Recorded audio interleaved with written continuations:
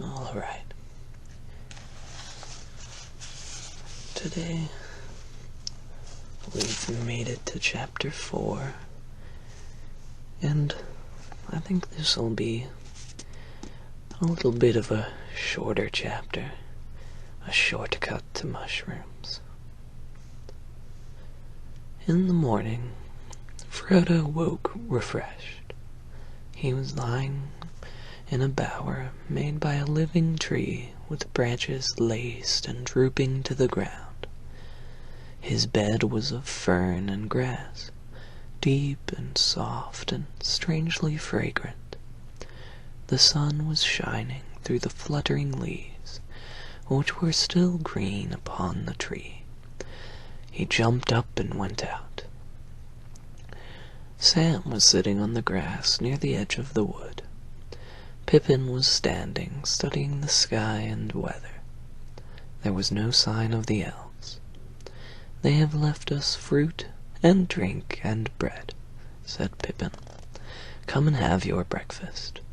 The bread tastes almost as good as it did last night.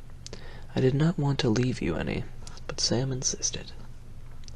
Frodo sat down beside Sam and began to eat. "What is the plan for today?" asked Pippin. "To walk to Bucklebury as soon as possible," answered Frodo, and gave his attention to the food. "Do you think we shall see anything of those riders?" asked Pippin cheerfully.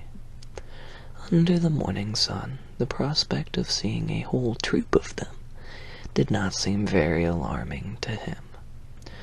"Yes, probably," said Frodo, not liking the reminder. "But I hope to get across the river without their seeing us." "Did you find out anything about them from Gildor?" "Not much, only hints and riddles," said Frodo evasively. "Did you ask about the sniffing?" "We didn't discuss it," said Frodo with his mouth full. "You should have. I am sure it is very important."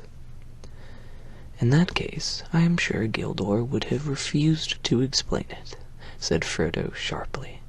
"And now leave me in peace for a bit. I don't want to answer a string of questions while I am eating. I want to think." "Good heavens," said Pippin. "At breakfast?" He walked away towards the edge of the green. From Frodo's mind the bright morning, treacherously bright, he thought, had not banished the fear of pursuit, and he pondered the words of Gildor. The merry voice of Pippin came to him. He was running on the green turf and singing. "No, I could not," he said to himself. "It is one thing to take my young friends walking over the Shire with me until we are hungry and weary and food and bed are sweet. To take them into exile, where hunger and weariness may have no cure, is quite another, even if they are willing to come. The inheritance is mine alone. I don't think I ought even to take Sam." He looked at Sam Gamgee and discovered that Sam was watching him. "Well, Sam," he said, "what about it? I am leaving the Shire as soon as ever I can. In fact, I have made up my mind now not even to wait a day at Crickhollow, if it can be helped." "Very good, sir." "You still mean to come with me?" "I do." "It is going to be very dangerous, Sam. It is already dangerous. Most likely neither of us will come back." "If you don't come back, sir, then I shan't, that's certain," said Sam. "Don't you leave him," they said to me. "Leave him," I said. "I never mean to. I am going with him. If he climbs to the moon, and if any of those black riders try to stop him, they'll have Sam Gamgee to reckon with," I said. They laughed. "Who are they, and what are you talking about?" "The elves, sir. We had some talk last night, and they seemed to know you were going away." so I didn't see the use of denying it. Wonderful folk, elves, sir. Wonderful. They are, said Frodo. Do you like them still, now you have had a closer view? They seem a bit above my likes and dislikes, so to speak, answered Sam slowly. It didn't seem to matter what I think of them. They are quite different from what I expected, so old and young, and so gay and sad, as it were. Frodo looked at Sam, rather startled, half expecting to see some outward sign of the odd change that seemed to have come over him. It did not sound like the voice of the old Sam Gamgee that he thought he knew, but it looked like the old Sam Gamgee sitting there, except that his face was unusually thoughtful. Do you feel any need to leave the Shire now? Now that your wish to see them has already come true? He asked. Yes, sir. I don't know how to say it, but after last night I feel different. I seem to see ahead in a kind of way. I know we are going to take a very long road into darkness, but I know I can't turn back. It isn't to see elves now, nor dragons, nor mountains that I want. I don't rightly know what I want, but I have something to do before the end, and it lies ahead, not in the Shire. I must see it through, sir, if you understand me. I don't altogether, but I understand that Gandalf chose me a good companion. I am content. We will go together. Frodo finished his breakfast in silence. Then, standing up, he looked over the land ahead and called to Pippin. All ready to start, he said, as Pippin ran up. We must be getting off at once. We slept late, and there are a good many miles to go. You slept late, you mean, said Pippin. I was up long before, and we are only waiting for you to finish eating and thinking. I have finished both for now, and I am going to make for Buckleberry Ferry as quickly as possible. I am not going out of the way, back to the road we left last night. I am going to cut straight across country from here. Then you are going to fly, said Pippin. We won't cut straight on foot anywhere in this country. We can cut straighter than the road, anyway, answered Frodo. The ferry is east from Woodhall, but the hard road curves away to the left. You can see a bend of it away north over there. It goes round the north end of the Marish so as to strike the causeway from the bridge above Stock. But that is miles out of the way. We could save a quarter of the distance if we made a line for the ferry from where we stand. Shortcuts make long delays, argued Pippin. The country is rough round here, and there are bogs and all kinds of difficulties down in the Marish. I know the land in these parts, and if you are worrying about black riders, I can't see that it is any worse meeting them on a road than in a wood or a field. It is less easy to find people in the woods and fields, answered Frodo. And if you are supposed to be on the road, there is some chance that you will be looked for on the road and not off it. All right, said Pippin. I will follow you into every bog and ditch, but it is hard. I had counted on passing the Golden Perch at Stock before sundown. The best beer in the East Farthing, or used to be. It is a long time since I tasted it. That settles it, said Frodo. Shortcuts make delays, but inns make longer ones.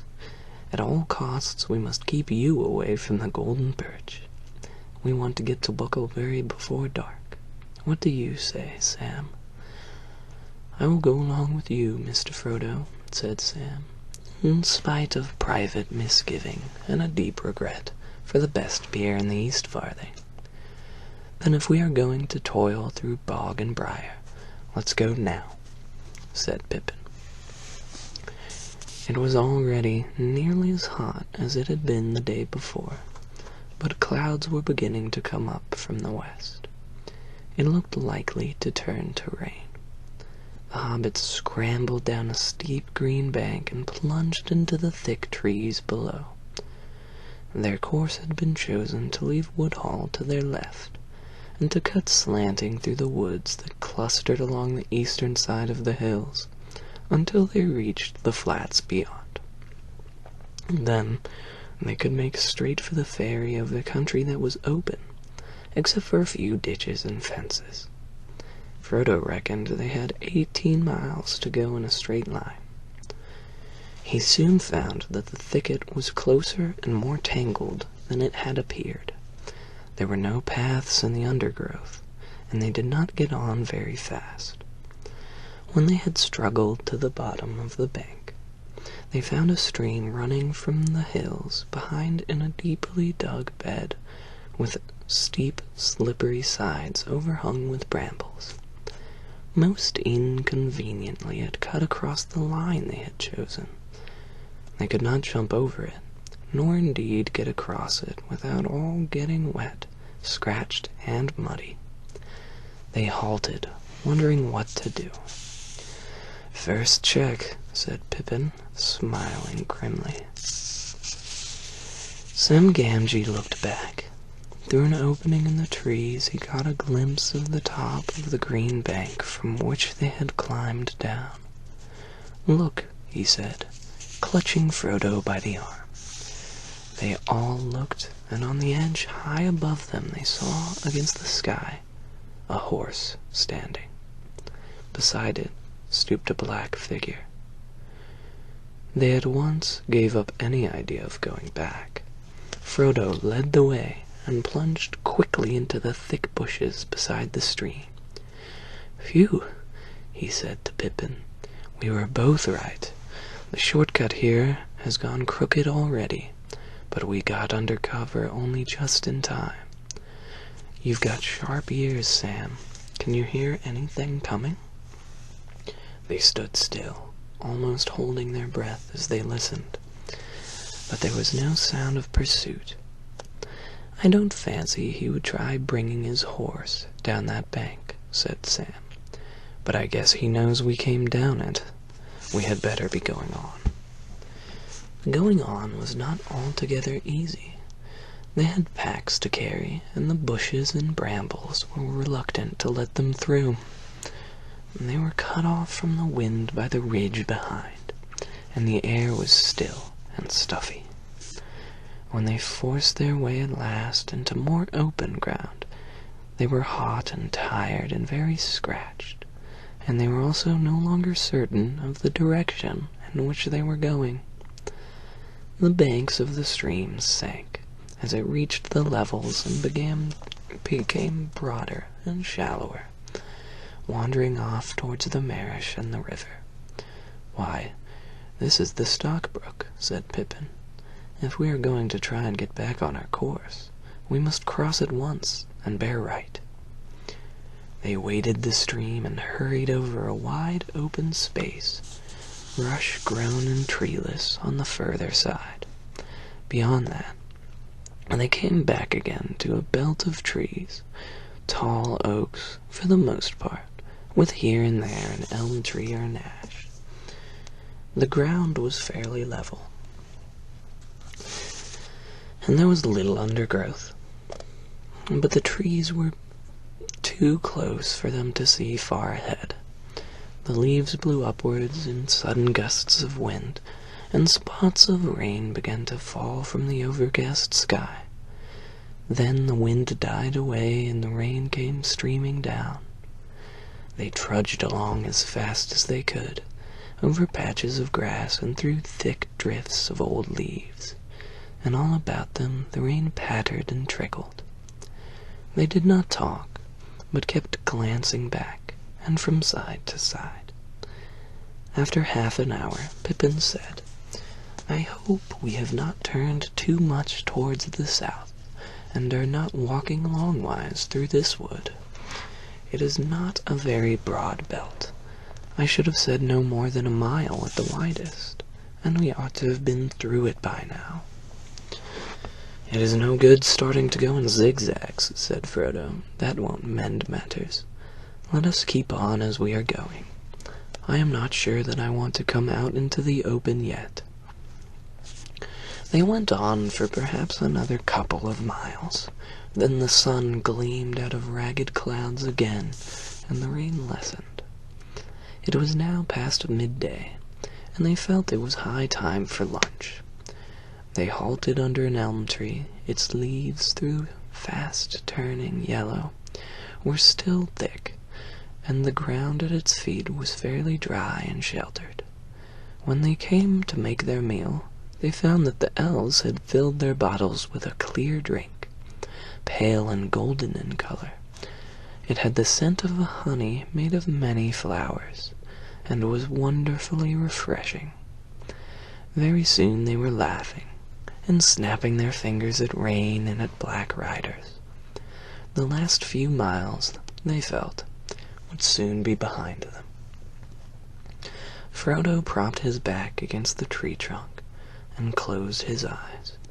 Sam and Pippin sat near, and began to hum, and then began to sing softly. "Ho, ho, ho, to the bottle I go, to heal my heart and drown my woe. Rain may fall and wind may blow, and many miles be still to go, but under a tall tree I will lie, and let the clouds go sailing by." Ho, ho, ho. They began again, louder. They stopped short, suddenly. Frodo sprang to his feet. A long-drawn wail came down the wind, like the cry of some evil and lonely creature. It rose and fell and ended on a high, piercing note. Even as they sat and stood, as if suddenly frozen, it was answered by another cry, fainter and further off, but no less chilling to the blood. There was then a silence, broken only by the sound of the wind in the leaves. "And what do you think that was?" Pippin asked at last, trying to speak lightly, but quavering a little. If it was a bird, it was one that I had never heard in the Shire before. "It was not bird or beast," said Frodo. "It was a call, or a signal. There were words in that cry, though I could not catch them. But no hobbit has such a noise." No more was said about it. They were all thinking of the riders, but no one spoke of them. They were now reluctant either to stay or to go on, but sooner or later they had to get across the open country to the ferry, and it was best to go sooner and in daylight.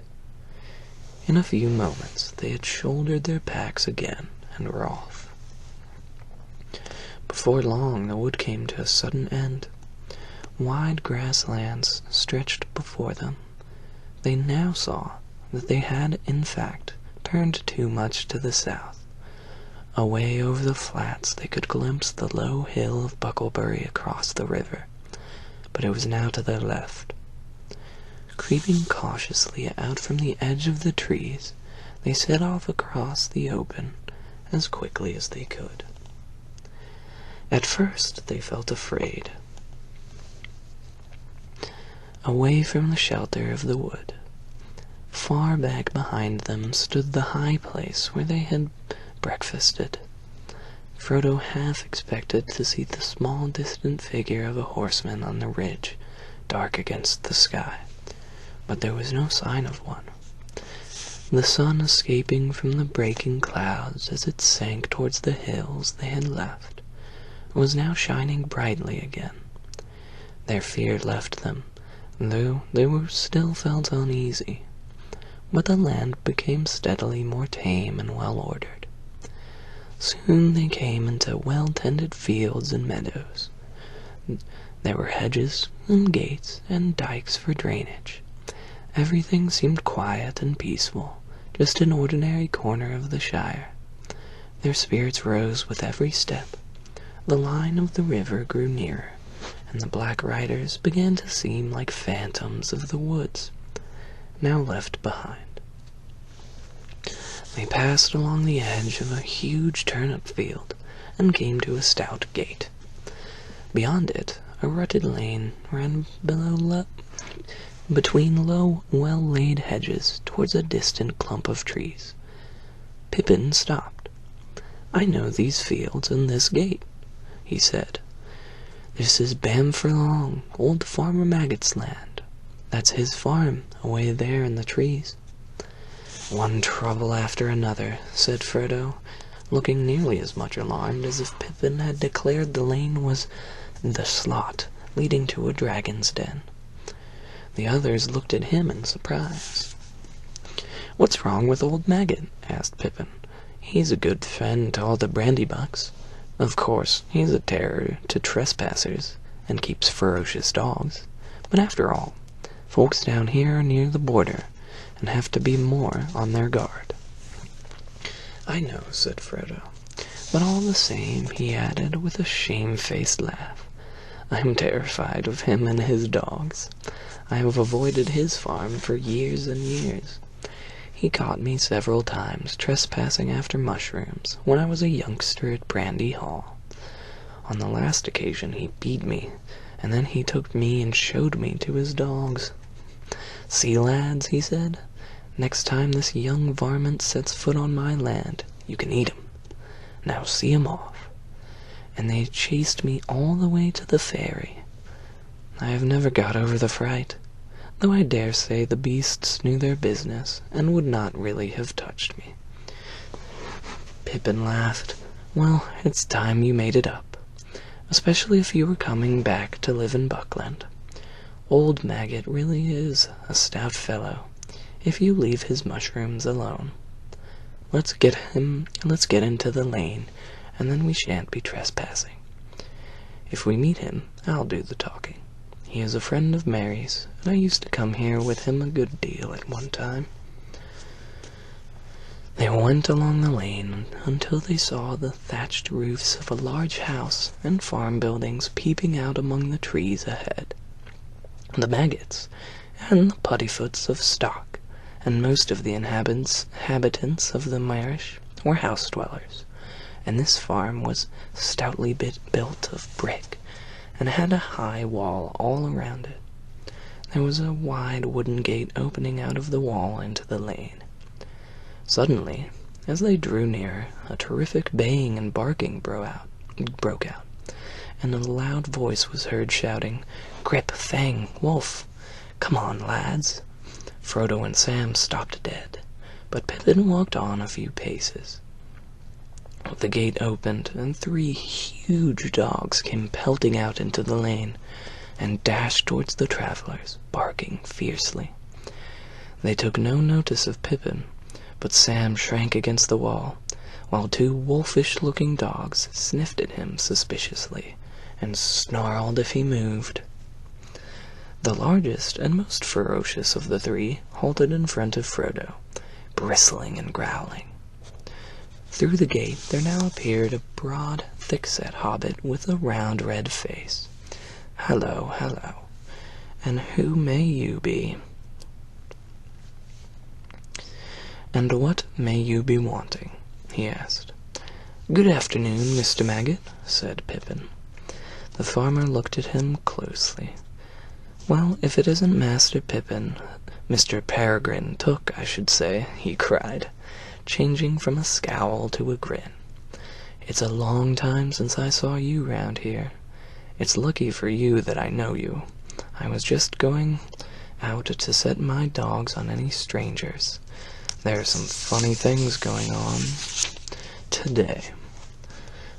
Of course, we do get queer folk wandering in these parts at times, too near the river," he said, shaking his head.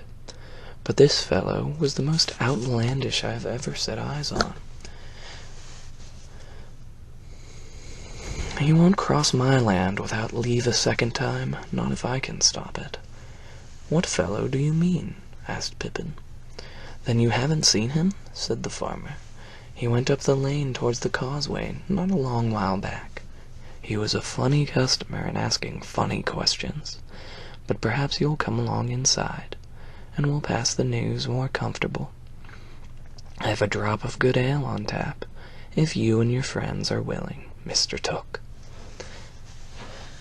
It seemed plain that the farmer would tell them more, if allowed to do it in his own time and fashion, so they all accepted the invitation. "What about the dogs?" asked Frodo anxiously. The farmer laughed. "They won't harm you, not unless I tell them to. Here, Grip Fang, heel," he cried. "Heel, Wolf." To the relief of Frodo and Sam, the dogs walked away and let them go free. Pippin introduced the other two to the farmer. "Mr. Frodo Baggins," he said. "You may not remember him, but he used to live at Brandy Hall." At the name Baggins, the farmer started and gave Frodo a sharp glance. For a moment, Frodo thought that the memory of stolen mushrooms had been aroused, and that the dogs would be told to see him off. But Farmer Maggot took him by the arm. "Well, if that isn't queerer than ever," he exclaimed. "Mr. Baggins, is it? Come inside. We must have a talk."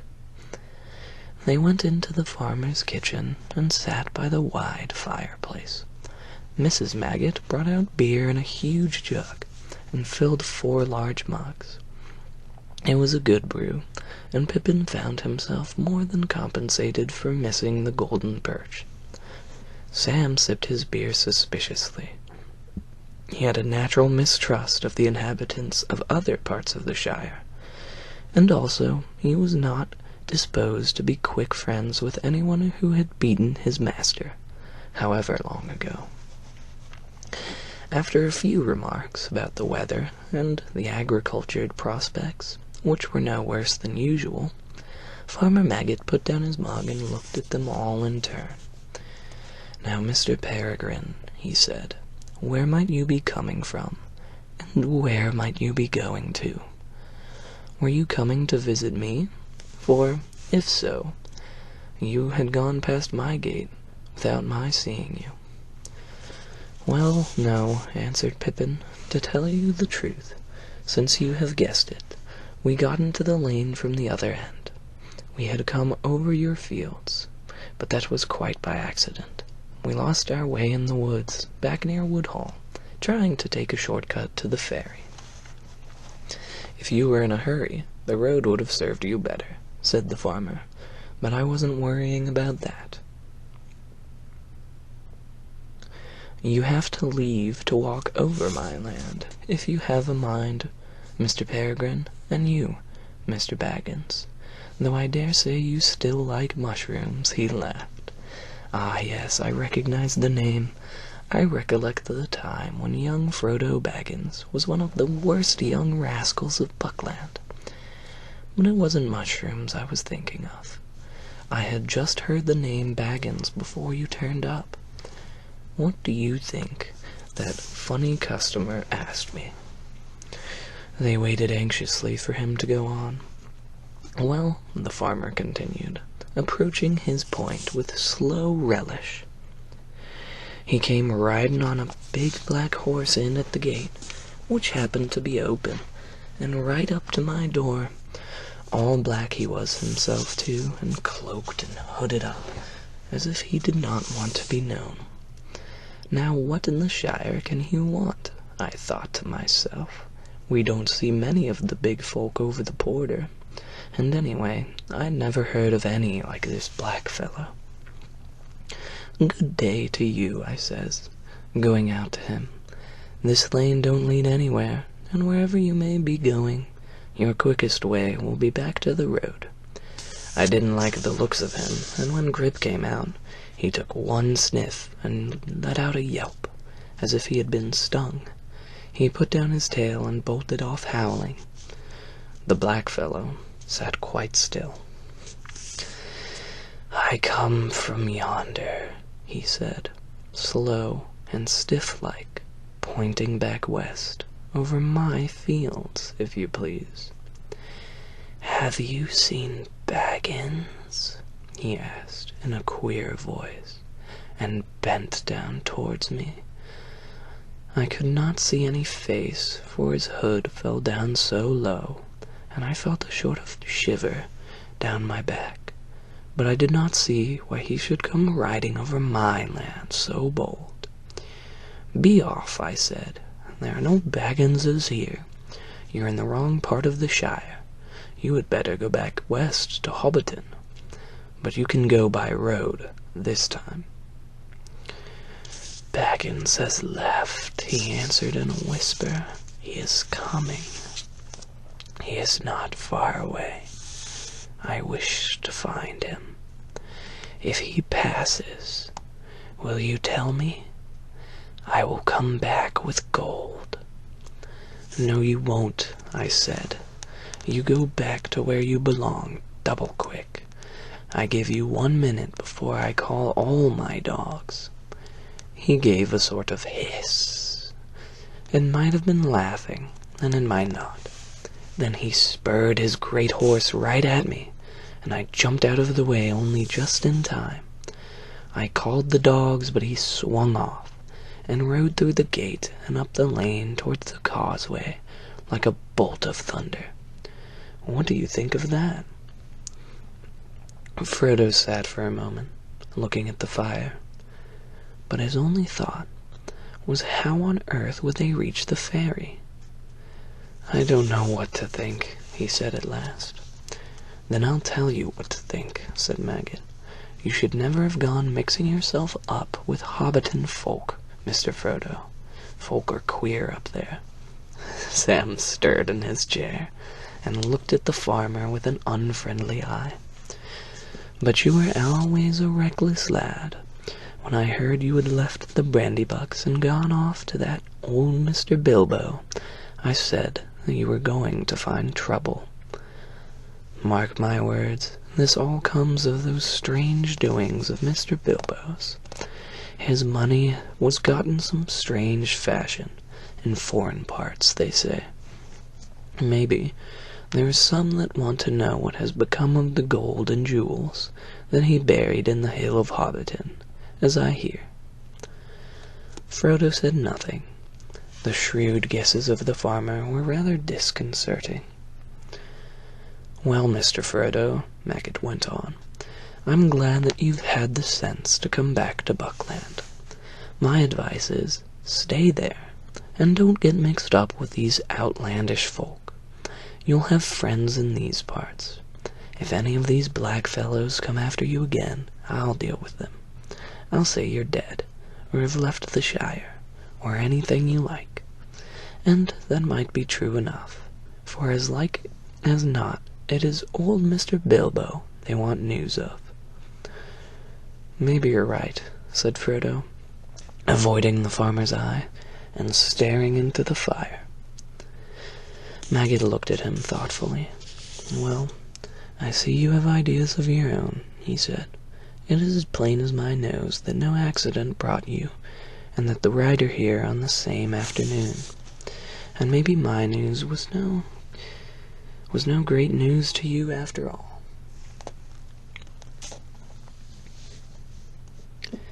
"I am not asking you to tell me anything you have a mind to keep to yourself, but I see you are in some kind of trouble. Perhaps you are thinking it won't be too easy to get to the ferry without being caught?" "I was thinking so," said Frodo. But we have got to try and get there, and it won't be done by sitting and thinking. So I am afraid we must be going. Thank you very much indeed for your kindness. I've been in terror of you and your dogs for over 30 years, Farmer Maggot, though you may laugh to hear it. It's a pity, for I've missed a good friend, and now I'm sorry to leave so soon. But I'll come back, perhaps, one day, if I get a chance." "You'll be welcome when you come," said Maggot. "But now I've a notion. It's near sundown already, and we are going to have our supper, for we mostly go to bed soon after the sun. If you and Mr. Peregrine and all could stay and have a bite with us, we would be pleased. "And so should we," said Frodo, "but we must be going at once, I'm afraid. Even now it will be dark before we can reach the ferry." "Ah, but wait a minute. I was going to say, after a bit of supper, I'll get out a small wagon, and I'll drive you all the way to the ferry. That will save you a good step, and it might also save you trouble of another sort." Frodo now accepted the invitation gratefully, to the relief of Pippin and Sam. The sun was already behind the western hills, and the light was failing. 2 of Maggot's sons and 3 of his daughters came in, and a generous supper was laid on the large table. The kitchen was lit with candles, and the fire was mended. Mrs. Maggot bustled in and out. 1 or 2 other hobbits belonging to the farm household came in. In a short while 14 sat down to eat.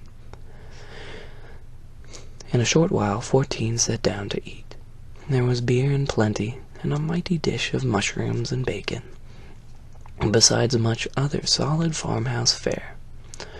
The dogs lay by the fire and gnawed rinds and cracked bones. When they had finished, the farmer and his sons went out with a lantern and got the wagon ready. It was dark in the yard when the guests came out. They threw their packs on board and climbed in. The farmer sat in the driving seat and whipped up his 2 stout ponies. His wife stood in the light of the open door. "You be careful of yourself, Maggot," she called. "Don't go arguing with any foreigners, and come straight back." "I will," said he, and drove out of the gate. There was now no breath of wind stirring. The night was still and quiet, and a chill was in the air. They went out. They went without lights, and took it slowly. After a mile or 2, the lane came to an end, crossing a deep dike, and climbing a short slope up onto the high-banked causeway. Maggot got down and took a good look either way, north and south, but nothing could be seen in the darkness, and there was not a sound in the still air. Thin strands of river mist were hanging above the dikes and crawling over the fields. "It's going to be thick," said Maggot, "but I'll not light my lantern till I turn for home.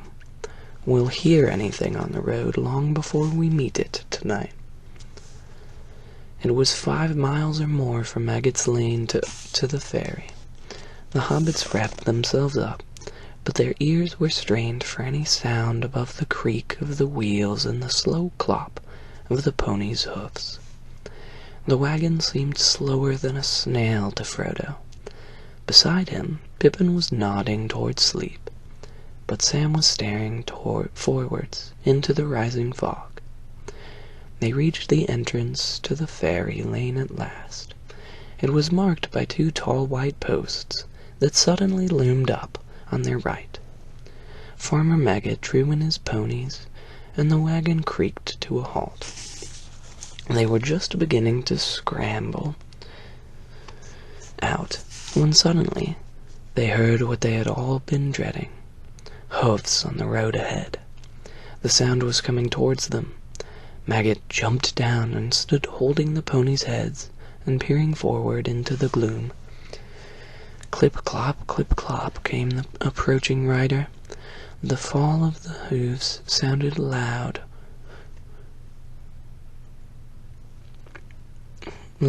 in the still, foggy air.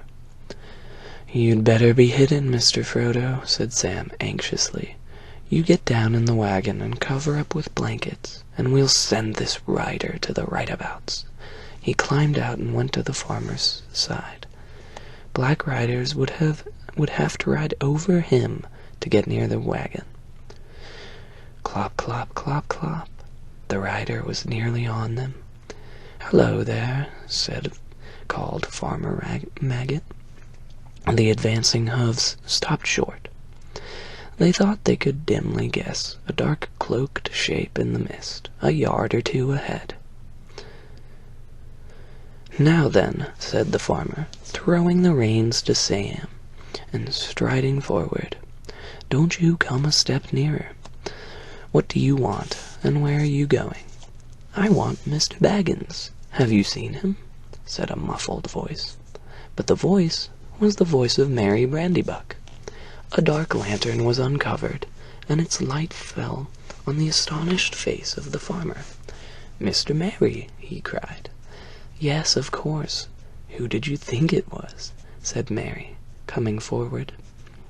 As he came out of the mist, and their fears subsided, he seemed suddenly to diminish to ordinary hobbit size.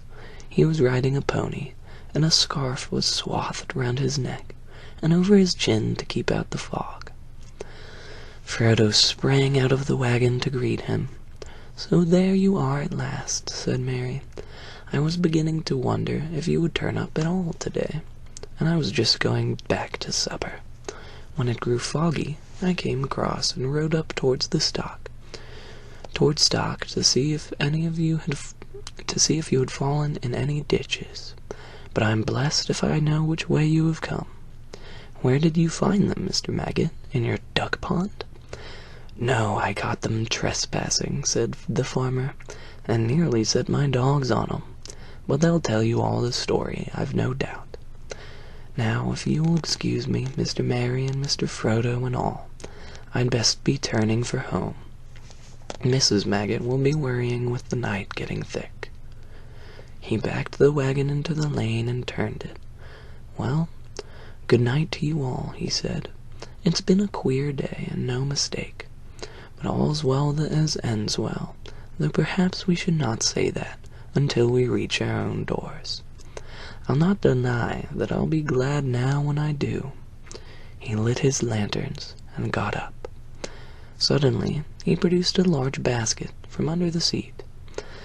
"I was nearly forgetting," he said. "Mrs. Maggot put this up for Mr. Baggins, with her compliments." He handed it down and moved off, followed by a chorus of thanks and good nights. They watched the pale rings of light round his lanterns as they dwindled into the foggy night. Suddenly Frodo laughed. From the covered basket he held, the scent of mushrooms was rising. So we have all 4 hobbits together now.